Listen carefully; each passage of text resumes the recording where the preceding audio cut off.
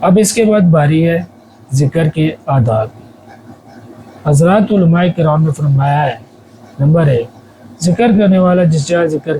کرے وہ جگہ پاک صاف ہو اور ان تمام چیزوں سے خالی ہو جو توجہ کو ہٹانے والی ہو۔ نمبر 2، اور ذکر کرنے والا دعا کے آداب میں ذکر کردہ وہ صفات مثل اخلاص، خشوع، خضوع وغیرہ سے موصوف ہونا چاہیے۔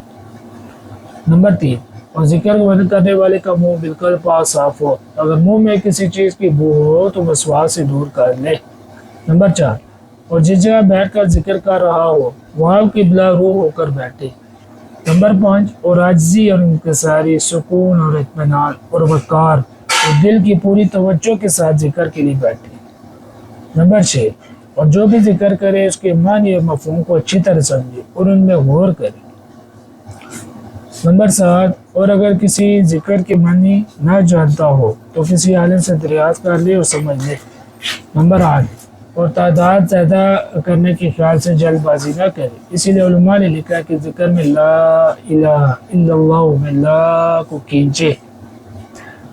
نمبر 9، اور جو بھی ذکر شرعی یعنی پیارے آقا صلی اللہ علیہ وسلم سے ثابت ہو، خواہ وہ واجب ہو یا خواہ مستحب، جب تک کہ اس کو زبان سے اچھی طرح ادا نہ کر سکے کرے کہ خود سن لے،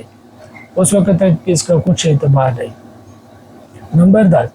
اور سب سے زیادہ فضیلت والا ذکر قرآن عظیم بجز اذکار کے جو حضرت صلی اللہ علیہ وسلم نے شارع علیہ السلام سے خصوصیت کے ساتھ خاص مواقع کے لیے ثابت ہو، ایسے مواقع میں ان اذکار کو اختیار کرنا چاہیے جو آپ صلی اللہ علیہ وسلم بتلائے ہو۔ مثلا رکوع میں آپ صلی اللہ علیہ وسلم نے سبحان ربی العظیم بتلایا اور سجدہ میں سبحان ربی الاعلیٰ، لہذا رکوع میں اور سجدہ میں یہی پڑھنا چاہیے، قرآن نہ پڑھے۔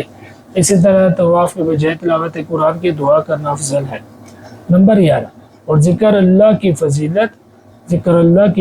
تحلیل لا الہ الا اللہ، تسبیح یعنی سبحان اللہ، تکبیر یعنی اللہ اکبر میں منحصر نہیں بلکہ کسی بھی عمل، قول یا فعل میں اللہ تعالیٰ کی اطاعت کرنے والا اللہ کا ذکر کرنے والا ہے اور وہ عمل ذکر میں شامل ہے۔ نمبر 12،